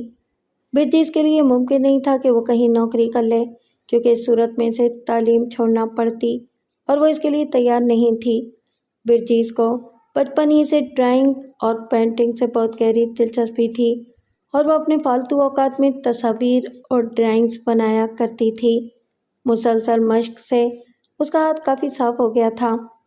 ڈاکٹر نعمان اس خاندان کا پرانا ہمدرد تھا اور پڑوسی ہونے کے ناطے اسے ان لوگوں کے معاملات سے گہری دلچسپی تھی۔ علاوہ ازیں اس کا اپنا اندازہ تھا کہ اس کا اکلوتا بیٹا عرفان احمد اور برجیز، جو ایک دوسرے کے بچپن کے ساتھی ہیں، ایک دوسرے کو پسند کرتے ہیں۔ گو کہ اس معاملے میں اس کی کبھی کسی سے بات چیت نہیں ہوئی تھی۔ برجیز تو ایک ایسی لڑکی تھی کہ اسے کوئی بھی ناپسند نہیں کر سکتا تھا۔ اس کی شخصیت تو گوناگون خوبیوں کا ایک مجموعہ تھی، جس میں سب سے بڑی خوبی اس کا غیر معمولی حسن تھا۔ اسے دیکھ کر ایسا معلوم ہوتا تھا کہ قدرت نے اس کے پرجمال پیکر کو اپنے دست خاص سے تراشا ہے، اور پھر اس کے علاوہ وہ بہت ذہین اور لکھائی پڑھائی میں بہت تیز بھی تھی۔ ڈاکٹر نعمان احمد کو برجیس بہت پسند تھی، اور اس کا فیصلہ تھا کہ جب بھی کبھی یہ بات سامنے آئی تو وہ فوراً عرفان کے لیے برجیس کا رشتہ مانگ لے گا۔ ڈاکٹر نعمان احمد کو اچھی طرح معلوم تھا کہ وہ لوگ اتنے غیور اور بااہمیت ہیں کہ کسی بھی قسم کی مالی امداد ہرگز قبول نہیں کریں گے۔ چنانچہ اس نے اس کے لیے ایک منفرد راستہ تلاش کیا۔ اس کے ایک دوست کی بہت بڑی ایڈورٹائزنگ ایجنسی تھی۔ اس دوست کا نام عشرت حسین تھا۔ ڈاکٹر نعمان نے عشرت حسین سے ملاقات کر کے یہ معلوم کیا کہ آیا اس کی ایڈورٹائزنگ ایجنسی میں جونیئر آرٹسٹ کی ضرورت ہے۔ فی الحال تو ایسی کوئی گنجائش موجود نہیں ہے، عشرت حسین نے کہا، لیکن اگر تم کسی شخص کے لیے بہت زیادہ انٹرسٹڈ ہو تو کچھ نہ کچھ کر دیں گے، کوئی راستہ نکال لیں گے۔ تنخواہ کی بات مت سوچنا، ڈاکٹر نعمان نے کہا۔ بات یہ ہے عشرت کہ میں اس خاندان کی مدد کرنا چاہتا ہوں، اور اس نے عشرت حسین کو برجیس کے خاندان کا المناک پس منظر بتانے کے بعد کہا، برجیس کالج میں پڑھتی ہے، نہ وہ تعلیم چھوڑ سکتی ہے اور نہ اسے چھوڑنا چاہیے۔ میں چاہتا ہوں کہ تم اسے اپنے یہاں پارٹ ٹائم ملازم رکھ لو، یعنی وہ کالج کے بعد تمہارے ہاں آ جایا کرے اور کچھ تھوڑا بہت کام کر لیا کرے۔ اس کی ایک معقول تنخواہ مقرر ہو، اور وہ تنخواہ ہر ماہ خاموشی سے میں دیا کروں گا، اور تم اسے برجیس کے حوالے کر دیا کرنا، میرا کوئی حوالہ دیے بغیر۔ بکواس مت کرو یار، عشرت حسین نے اپنے دوست کو ڈانٹتے ہوئے کہا۔ میاں، ہم لاکھوں کماتے ہیں اس کاروبار سے، تو کیا ایک شریف اور ضرورت مند خاندان کی مدد کے لیے چند سو روپے ماہانہ بھی نہیں خرچ کر سکتے؟ مگر یہ بتاؤ کہ اس لڑکی کو کچھ آتا جاتا بھی ہے؟ میرا مطلب ہے کہ کچھ بنا لیتی ہے، ڈیزائن وغیرہ۔ میں نے اس کی بنائی ہوئی بعض تصاویر اور ڈرائنگز دیکھی ہیں، ڈاکٹر نعمان نے کہا، اور میرا اپنا یہ خیال ہے کہ اگر وہ توجہ دے اور اسے مناسب رہنمائی حاصل ہو تو ایک اچھی کمرشل آرٹسٹ بن سکتی ہے۔ ٹھیک ہے، عشرت حسین نے کہا، کل اسے میرے پاس میرے دفتر میں بھیج دینا، میں اس کا کچھ نہ کچھ بندوبست کر دوں گا۔ ڈاکٹر نعمان نے جب برجیس کے سامنے یہ تجویز رکھی تو اس کی خوشی کا ٹھکانہ نہ رہا۔ مسئلہ تو خود بخود حل ہو گیا تھا۔ وہ یہ سوچ سوچ کر پریشان ہو رہی تھی کہ اخراجات کا معاملہ کس طرح طے ہو سکے گا، اور اس نے یہی سوچا تھا کہ وہ کالج سے آنے کے بعد 2-4 ٹیوشن تلاش کرے گی اور ان سے جو رقم حاصل ہوگی اس سے کام چلائے گی۔ لیکن اب تو گھر بیٹھے ڈاکٹر نعمان کی مہربانی کے نتیجے میں اسے پارٹ ٹائم ملازمت مل رہی تھی، اور ملازمت بھی ایسی تھی جو اس کی پسند اور اس کے ذوق کے عین مطابق تھی۔ میں آپ کا کس زبان سے شکریہ ادا کروں ڈاکٹر انکل، برجیس نے اس کے احسان کے بوجھ تلے دبتے ہوئے کہا۔ آپ نے میرے اوپر کتنا بڑا احسان کیا ہے، اتنی اچھی نوکری اور اتنے کم وقت کے کام کی اتنی اچھی تنخواہ۔ بڑے چھوٹوں پر احسان نہیں کیا کرتے بیٹی، ڈاکٹر نعمان نے شفقت سے ہاتھ اس کے سر پر پھیرتے ہوئے کہا۔ عشرت حسین میرا پرانا لنگوٹیا ہے، بھلا وہ میری بات کو کس طرح رد کر سکتا تھا؟ اگلے دن برجیس نے عشرت حسین کی ایڈورٹائزنگ ایجنسی میں جا کر اس سے ملاقات کی۔ عشرت حسین اس کے ساتھ بڑی نرمی اور مہربانی سے پیش آیا، اور اس نے اسے اپنے یہاں کے آرٹ ڈائریکٹر عبدالرشید کے سپرد کر دیا، اور اسے بتا دیا کہ برجیس لنچ کے بعد دفتر آیا کرے گی۔ عبدالرشید نے پہلے ہی دن اس بات کا اندازہ لگایا کہ برجیس کے اندر ایک بہت اچھا اور کامیاب فنکار بننے کی صلاحیت موجود ہے، اور اگر اس کی مناسب طور پر تربیت کی جائے تو وہ بہت کچھ سیکھ سکتی ہے۔ عبدالرشید ایک بہت اچھا اور مہربان استاد تھا۔ اس نے محنت اور لگن کے ساتھ برجیس کو کام سکھایا۔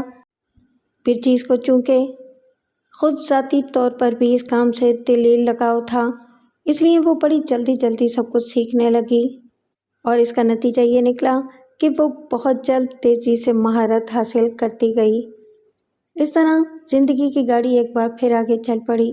نفیس اس وقت 14 سال کی تھی اور اگرچہ اس کی اور بچیس کی عمر میں محض 3 سال کا فرق تھا، لیکن 3 برسوں کی اس بزرگی نے بچیس کو گویا نفیس کی ماں بنا دیا تھا۔ وہ اپنے آپ کو بہت بڑا اور نفیس کو بالکل بچہ سمجھتی تھی اور اس کے ساتھ ساتھ بچوں جیسا سلوک بھی کرتی تھی۔ وقت اور حالات نے بچیس کو بہت کچھ سکھا دیا تھا اور اسے اپنی عمر سے کہیں زیادہ باشعور، تجربے کار اور ذمہ دار بنا دیا تھا۔ 3 افراد کے اس مختصر سے کنبے میں اب وہ واحد کمانے والی تھی اور بچیس نے نفیس کو اپنی آنکھوں کا تارا بنا کر رکھا۔ وہ اپنی 10 ضرورتوں کو ملتوی کر دیتی تھی، انہیں پس پش ڈال دیتی تھی، لیکن کیا مجال کہ نفیس کے کسی کام میں کمی آ جائے۔ گھر میں جو مختصر سے پیسے آتے تھے، ان میں سے زیادہ تر رقم نفیس پر ہی خرچ ہو جاتی تھی۔ اگرچہ نفیس خود اس کو پسند نہیں کرتی تھی، وہ اس پر احتجاج کرتی تھی اور بچیس سے کہتی تھی کہ وہ کچھ اپنے اوپر بھی خرچ کر لیا کرے، لیکن بچیس اسے ڈانٹ دیتی۔ گھر کا نظام چلانے میں کشور خالہ نے بہت مدد دی۔ وہ ایک ماہر منتظمہ تھیں اور کم خرچ کے ساتھ گھر چلانے میں ان کا جواب نہیں تھا۔ بچیس ہر ماہ کے لیے گھر کے خرچ کے لیے پیسے ان کے حوالے کر کے خود مطمئن اور بری الذمہ ہو جاتی تھی اور کشور خالہ نہ جانے کیا کیا قطر بوند کر کے پورا مہینہ کسی نہ کسی طرح نکال ہی لیتی تھیں۔ لیکن کچھ ہی دنوں کے بعد حالات میں اس وقت ذرا بہتری پیدا ہو گئی جب دفتر میں بچیس کی تنخواہ میں اضافہ کر دیا گیا تھا۔ اس کا استاد عبدالرشید اس کے کام سے بہت خوش تھا۔ بچیس نے کم وقت میں اس پیشہ ورانہ کام کے اہم گر سیکھ لیے تھے اور اس کے کام سے کمپنی کو بہت فائدہ پہنچا تھا۔ چنانچہ اس نے عشرت حسین سے سفارش کی تھی کہ بچیس کی تنخواہ بڑھا دی جائے اور عشرت حسین نے اس سفارش کو بخوبی قبول کر لیا تھا۔ بچیس نے ملازمت کے ساتھ ساتھ تعلیم کے سلسلے کو بھی جاری رکھا اور اگرچہ بیک وقت ان دونوں مصروفیتوں کے باعث اس پر دماغی اور جسمانی طور پر بہت زیادہ بوجھ پڑتا تھا، لیکن وہ یہ سب کچھ ہنسی خوشی گوارا کر لیتی تھی۔ میری نزدیک زندگی کا مجہول اور غیر فعال کوئی معنی نہیں رکھتا، وہ اکثر عرفان احمد سے کہتی۔ زندگی کا اصل مزہ تو اس میں ہے کہ انسان جد و جہد کرتا رہے، ایک کے بعد دوسری مشکل پر قابو پاتا رہے اور آگے بڑھتا رہے۔ بچیس جب بولتی تھی تو عرفان احمد کو ایسے لگتا تھا جیسے پھولوں کی خوشبو نے الفاظ کا پیکر اختیار کر لیا ہو، اور یہ الفاظ نہیں بلکہ مہکتے ہوئے پھول ہوں جو اس کے منہ سے جھڑ کر چاروں طرف بکھر رہے ہوں۔ ڈاکٹر نعمان کا نیا مکان ڈیفینس سوسائٹی میں بن رہا تھا اور اب وہ تکمیل کے آخری مراحل میں تھا۔ آخر وہ دن بھی آ گیا جب ان لوگوں نے اپنا یہ مکان فروخت کر دیا اور ڈیفینس سوسائٹی کے نئے مکان میں منتقل ہو گئے۔ عرفان احمد کو اس بات کا بہت دکھ تھا کہ وہ بچیس سے دور ہو رہا ہے، لیکن اس کے ساتھ ہی یہ اطمینان بھی تھا کہ وہ دونوں اسی شہر میں ہیں اور جب چاہیں ایک دوسرے سے ملاقات کر سکتے ہیں۔ اور یہ اس وقت کی بات ہے جب بچیس نے BA پاس کرنے کے بعد MA میں داخلہ لے لیا تھا۔ اسے ایڈورٹائزنگ کمپنی میں پارٹ ٹائم کام کرتے ہوئے 4 سال ہو چکے تھے۔ اس دوران اس کے استاد عبدالرشید نے کئی بار اسے مشورہ دیا کہ وہ کالج کی پڑھائی چھوڑ دے اور پرائیویٹ طور پر BA کا امتحان دے دے۔ اگر تم کل وقتی ملازم کی حیثیت سے کمپنی میں کام کرو گی تو ساری مراد کی مستحق قرار پاؤ گی، اس نے کہا۔ اس وقت میری پوری ٹیم میں تم سے زیادہ بہتر آرٹسٹ اور کوئی نہیں ہے۔ اگرچہ کہنے کو تو تم پارٹ ٹائم ہو، لیکن کوالٹی کے اعتبار سے تمہارا کام باقی تمام لوگوں سے بہتر ہے۔ تم فل ٹائمر بن جاؤ، تمہاری کنفرمیشن کے لیے تمہیں انتظار بھی نہیں کرنا پڑے گا۔ بس چند سال اسی طرح اور نکالنے ہیں رشید صاحب، بچیس کہتی۔ میں MA کر لینا چاہتی ہوں، اس کے بعد مجھے اپنے کیریئر کے طور پر تو اسی کام کو اپنانا ہے جو میں اس وقت کر رہی ہوں۔ اب تو یہ کام جیسے میری زندگی کا جزو بن گیا ہے۔ میری بس ایک ہی خواہش ہے اور وہ یہ کہ میں یونیورسٹی کے ریگولر طالب علم کی حیثیت سے MA کر لوں۔ چنانچہ BA میں نمایاں کامیابی حاصل کرنے کے بعد بچیس نے MA میں داخلہ لے لیا۔ اس وقت تک عرفان احمد MA کرنے کے بعد ایک غیر ملکی فرم میں بہت اچھی ملازمت حاصل کر چکا تھا۔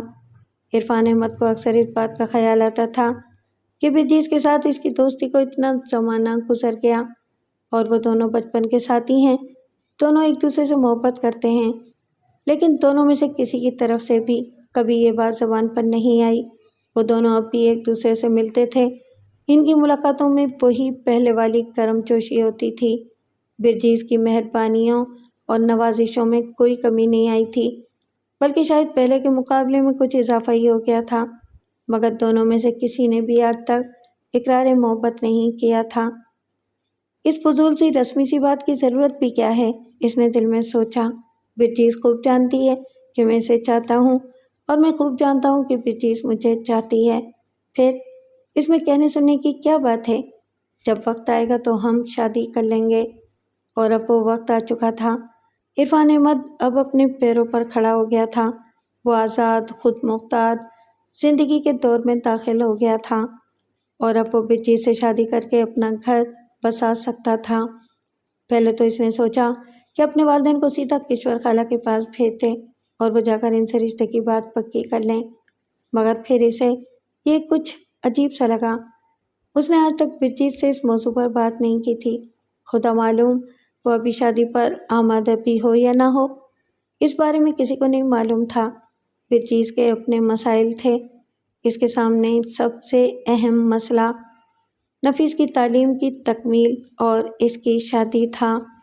ہو سکتا ہے وہ نفیس کی شادی کرنے سے پہلے اپنی شادی کے لیے راضی ہی نہ ہو، چنانچہ عرفان احمد نے طے کیا کہ وہ پہلے برجیس سے خود بات کرے گا، اور اس رات وہ برجیس کے گھر اس ارادے سے پہنچا کہ اس کے گھر کے وسیع و عریض لان کے ایک گوشہ تنہائی میں بیٹھ کر وہ اسے اپنے دل کی بات کہہ دے گا اور برجیس سے پوچھے گا کہ اب اس کا کیا پروگرام ہے۔ لیکن جب وہ برجیس کے گھر پہنچا تو ماحول اس گفتگو کے لیے قطعی سازگار نہیں تھا جس کے بارے میں عرفان احمد سوچتا ہوا آیا تھا۔ برجیس گھر پر ہی موجود تھی اور کوئی مہمان آیا ہوا تھا۔ برجیس اور نفیس دونوں مہمانوں کے ساتھ بیٹھی ہوئی تھیں۔ ارے آؤ آؤ عرفان، آج تو تم نے کافی دنوں کے بعد چکر لگایا۔ برجیس اسے دیکھتے ہی جیسے کھل اٹھی اور عرفان کے دل میں بہاروں کے رنگ اتر آئے۔ میں تو کئی روز سے تمہارا انتظار کر رہی تھی، کیسے ہو؟ گھر پر سب کیسے ہیں؟ سب ٹھیک ہیں، عرفان احمد نے مسکراتے ہوئے کہا، بس ذرا ان دنوں دفتر میں کام زیادہ ہے، چھٹی کے بعد بھی بیٹھنا پڑتا ہے۔ ان سے ملو عرفان، اس نے مہمان سے عرفان کا تعارف کراتے ہوئے کہا، یہ ہیں مسٹر محمد عرفان اور یہ ہیں مسٹر محمد ہارون، یونیورسٹی کے سوشیالوجی ڈپارٹمنٹ میں ایڈ ہاک لیکچرر ہیں۔ انہوں نے 2 سال پہلے اسی ڈپارٹمنٹ سے ایم اے کیا تھا اور پوزیشن حاصل کی تھی، پھر انہیں وہیں جاب بھی مل گئی۔ اگلے سال تک ان کی نوکری مستقل ہو جائے گی۔ اور ہارون صاحب؟ عرفان صاحب ہمارے پرانے پڑوسی ہیں، ان کے والد ڈاکٹر نعمان احمد صاحب کے ہم لوگوں پر بڑے احسانات ہیں۔ انہوں نے آڑے وقت میں ہمارا ساتھ دیا تھا اور انہوں نے ہی مجھے یہ نوکری بھی دلوائی تھی۔ ان کی نوازشوں و مہربانیوں کا بس خدا کے لیے۔ عرفان احمد نے ہاتھ اٹھا کر ہنستے ہوئے اسے روکا، مزید کچھ کہنے کی ضرورت نہیں ہے، بہت ہو چکا۔ نہیں ہارون صاحب، برجیس ایک دم سنجیدہ ہو گئی، میں جو کچھ کہہ رہی ہوں اس کا ایک ایک لفظ سچائی پر مبنی ہے۔ اس گھرانے نے جتنا ہمارا ساتھ دیا ہے اور جتنے ہمارے اوپر احسانات کیے ہیں، ان کا بدلہ تو میں کبھی نہیں اتار سکتی۔ اور جہاں تک عرفان صاحب کا تعلق ہے تو یہ سمجھ لیجئے کہ ہمارا اگر کوئی سگا بھائی ہوتا تو وہ بھی ہمارے لیے اتنا کچھ نہ کر سکتا جتنا کہ انہوں نے کیا۔ عرفان ہمارے لیے سگے بھائیوں سے بھی بڑھ کر ہیں۔ انہوں نے ہمیشہ مجھے اور نفیس کو اپنی سگی بہنوں کی طرح عزیز رکھا۔ اس کے بعد برجیس اور کچھ بھی کہہ رہی تھی، لیکن عرفان احمد صرف اس کی آواز سن رہا تھا، اس کے الفاظ نہیں سن رہا تھا۔ ہاں، یہ برجیس کی ہی آواز تھی، لیکن یہ کیسی آواز تھی؟ یہ وہ مہربان، شگفتہ اور روح پرور آواز تو نہیں تھی، یہ تو ایک آواز تھی جو عرفان احمد کے کلیجے کو چیرے دے رہی تھی۔ یہ آواز تو کسی تیز دھار والے خنجر کی طرح تھی جو عرفان احمد کے دل میں اتر کر اس کے ٹکڑے ٹکڑے کیے ڈال رہی تھی۔ یہ آواز تو اس کو قتل کر رہی تھی۔ عرفان احمد کے ہاتھ پیروں میں ایک تیز سنسناہٹ ہو رہی تھی اور اس کا دماغ جیسے پھٹا جا رہا تھا، لیکن اس نے اس وقت اپنے آپ کو پوری کوشش کر کے سنبھالا جب محمد ہارون نے اس کی طرف مسافے کے لیے ہاتھ بڑھایا۔ آپ جیسے لوگ قابل ستائش ہیں، محمد ہارون نے گرم جوشی کے ساتھ اس کا ہاتھ دباتے ہوئے کہا۔ یہ کوئی رسمی الفاظ نہیں ہے عرفان صاحب، مجھے آپ سے مل کر واقعی دلی مسرت ہوئی۔ شکریہ، شکریہ ہارون صاحب، عرفان احمد نے آہستہ سے مسکرانے کی کوشش کرتے ہوئے کہا، اور پھر وہ جلدی سے یہ کہہ کر وہاں سے اٹھ گیا کہ ذرا کشور خالہ سے بھی مل لے، لیکن وہ کشور خالہ کے پاس نہیں گیا۔ ڈرائنگ روم سے نکل کر وہ لان کی طرف چلا گیا اور وہاں وہ اپنے سوچنے سمجھنے کی صلاحیتوں کو بحال کرنے لگا۔ ڈرائنگ روم سے لان تک پہنچتے پہنچتے اس تازیانے کی ضرب کی شدت میں ذرا کمی واقع ہو گئی جو ابھی ابھی اسے لگا تھا، اور وہ کچھ سوچنے سمجھنے کے لائق ہو گیا۔ یہ میں اس قدر حواس باختہ و پریشان کیوں ہو رہا ہوں؟ اس نے اپنے آپ کو بہلانے کی کوشش کی۔ برجیس نے اس سے یہی تو کہا تھا کہ میں نے ان دونوں کو اپنی سگی بہنوں کی طرح عزیز رکھا ہے، تو اس میں کون سی قیامت آ گئی؟ کیا وہ اس سے یہ کہتی کہ وہ اور میں ایک دوسرے سے محبت کرتے ہیں؟ لا حول بلا قوت، آخر ایک اجنبی شخص ہے، اس کے علاوہ اور کیا کہا جا سکتا تھا؟ عرفان احمد مختلف ہیلوں بہانوں سے اپنے آپ کو مطمئن کرنے کی کوشش کر رہا تھا، لیکن یہ کوئی آسان کام نہیں تھا۔ اس کے دل و دماغ میں قیامت سی برپا ہو گئی۔ برجیس نے جو کچھ کہا تھا، کیا وہ واقعی اس کے دل کی آواز تھی یا محض دنیا داری کے لیے اس نے یہ الفاظ اپنی زبان سے ادا کیے تھے؟ خوف کی تیز و تند لہریں اس کے وجود میں ابھر رہی تھیں۔ اگر یہ سچ ہوا تو، اگر یہ سچ ہوا تو، مگر یہ کیسے سچ ہو سکتا ہے؟ عرفان احمد کے دل و دماغ میں ایک جنگ جاری تھی۔ وہ اس کا رویہ، اس کی لگاوٹ، وہ گہری انسیت اور مکمل مفاہمت، کیا یہ سب کچھ فریب ہو سکتا ہے؟ کیا یہ محض ایک سراب تھا؟ نہیں نہیں، یہ سراب نہیں ہو سکتا۔ سراب ایسا تو نہیں ہوتا۔ عرفان احمد کو اب اپنی غلطی کا شدید احساس ہو رہا تھا۔ اس نے کیوں ایک بات کو اتنے طویل عرصے سے محض فرض کر رکھا تھا؟ اس نے کیوں یہ فرض کر لیا کہ جو کچھ اس کے دل میں وہی دوسرے شخص کے دل میں بھی ہوگا؟ آخر اس احمقانہ خود اعتمادی بلکہ خود فریبی کا جواز کیا تھا؟ آخر کیوں اس نے کبھی برجیس سے بات نہیں کر لی؟ وہ کافی دیر تک لان کے قریب برآمدے میں ستون سے لگا کھڑا رہا۔ ڈرائنگ روم کی طرف سے برجیس، نفیس اور محمد ہارون کے کہکہوں اور تیز تیز باتوں کی ملی جلی آواز آ رہی تھی، مگر عرفان احمد کی دنیا میں سناٹا تھا۔ محمد ہارون سے اس کی چند منٹ کی ملاقات تھی، اور ان چند منٹوں کے دوران ہی اس نے ہارون کو کافی حد تک اچھی طرح دیکھ لیا تھا۔ محمد ہارون بلا شبہ مردانہ حسن و وجاہت کا ایک پرکشش نمونہ تھا۔ وہ دراز قد و صحت مند تھا، اس کی رنگت گوری تھی، سینہ چوڑا اور جسم بے حد سٹول تھا، گردن لمبی اور چہرے کے نقوش بڑے تیکھے اور دلاویز تھے۔ اس دن وہاں کھمبے کے ساتھ لگ کر کھڑے کھڑے عرفان احمد نے شاید پہلی بار اپنی شکل و صورت اور جسم کے بارے میں گہرے ناقدانہ انداز میں سوچا۔ اس کا رنگ سانولا تھا، چہرے کے نقوش بہت معمولی تھے، قد لمبا تھا نہ چھوٹا، اور اس کا شمار دبلے پتلے مردوں میں کیا جا سکتا تھا۔ بحیثیت مجموعی اسے اپنی شخصیت کافی ہلکی اور بے کشش لگی۔ اس کے ساتھ ہی اس کے دل میں ایک لہر سی اٹھی۔ شکل و صورت سے کیا ہوتا ہے؟ اس نے ایک بار پھر اپنے آپ کو تسلی دی۔ محبت تو ایک ایسا جذبہ ہے جو جسم کی گہرائیوں سے نہیں بلکہ دل کی گہرائیوں سے پھوٹتا ہے۔ ذرا دیر کے بعد اس نے موٹر سائیکل کے اسٹارٹ کرنے اور اس کے روانہ ہونے کی آواز سنی۔ محمد ہارون جا رہا تھا۔ عرفان احمد نے اپنے ماتھے پر سے پسینہ پونچھا اور لان میں ٹہلنے لگا۔ چند منٹ کے بعد برجیس لان کی طرف آئی۔ وہ تنہا تھی۔ اسے لان میں ٹہلتا دیکھ کر وہ ٹھٹک گئی اور مسکرا کر بولی، یہ تم کہاں غائب ہو گئے تھے؟ کشور خالہ کے پاس تو تم گئے ہی نہیں، یہاں اکیلے کیا کر رہے ہو؟ بس یوں ہی، عرفان احمد نے ایک پجمردہ مسکراہٹ کے ساتھ کہا۔ وہاں ڈرائنگ روم میں ذرا گھٹن سی ہو رہی تھی، اس لیے میں تازہ ہوا کھانے کے لیے یہاں لان میں آ گیا۔ اچھا، برجیس نے کہا، اب اگر تم نے ہوا کھا لی ہو تو بیٹھ کر اندر بات کریں اور چائے پئیں۔ میں تم سے کچھ ضروری بات کرنا چاہتا ہوں برجیس، عرفان احمد نے آہستہ سے کہا۔ آؤ ادھر لان میں کونے میں بیٹھ کر بات کریں گے۔ کوئی خاص بات ہو گئی ہے کیا؟ برجیس نے چونک کر کہا۔ خیر چلو۔ عرفان احمد اور برجیس لان کے ایک کونے میں آ کر بیٹھ گئے۔ اسی اثنا میں عرفان نے اپنے ذہن میں کئی جملے ترتیب دیے اور پھر انہیں مسترد کر دیا۔ اس کی سمجھ میں نہیں آ رہا تھا کہ وہ بات کو کس انداز سے شروع کریں۔ اسے اپنے اوپر جھنجھلاہٹ ہونے لگی۔ آخر وہ اتنی چھوٹی سی بات کو زبان پر لانے میں اس قدر پس و پیش کیوں کر رہا ہے؟ اور پھر اس نے بات شروع کر ہی دی۔ میں تم سے شادی کے بارے میں بات کرنا چاہتا ہوں برجیس، اس نے دھیمی اور صاف لہجے میں ایک ایک لفظ پر زور دیتے ہوئے کہا۔ میرے خیال میں اب وقت آ گیا ہے کہ ہم شادی کر لیں۔ کیا؟ برجیس کو جیسے کسی بچھو نے ڈنک مار دیا۔ وہ اپنی جگہ سے اچھل سی گئی اور اپنی بڑی بڑی حیران اور پھیلی پھیلی آنکھوں سے عرفان احمد کو دیکھنے لگی۔ یہ تم کیا کہہ رہے ہو عرفان؟ کس کی شادی؟ کیسی شادی؟ عرفان کا دل ٹوٹنے لگا۔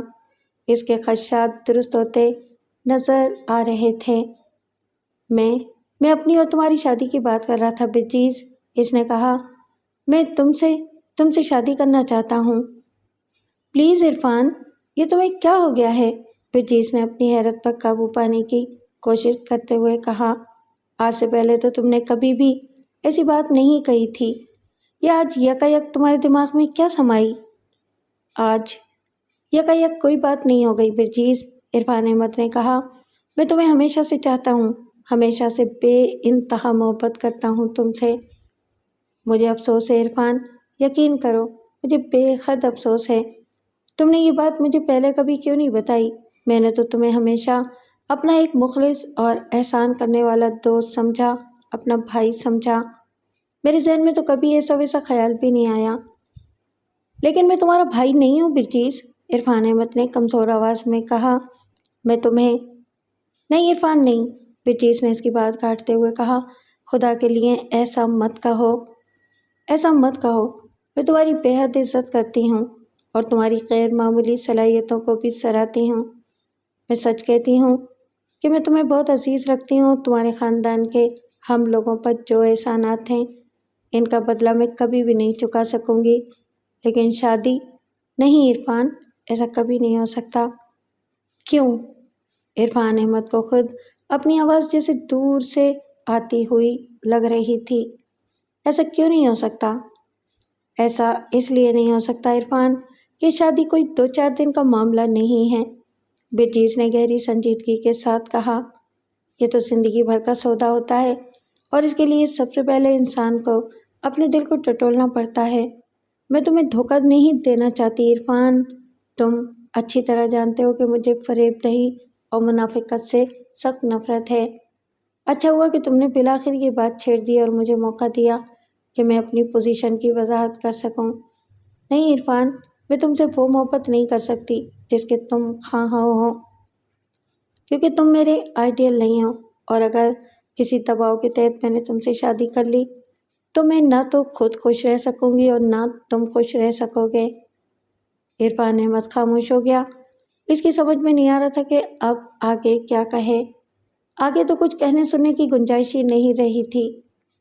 برا مت ماننا عرفان، میں سمجھتی ہوں کہ شادی ایک ایسا مقدس بندھن ہے جس کی بنیادی شرط یہ ہے کہ دونوں فریق ایک دوسرے سے محبت کرتے ہوں۔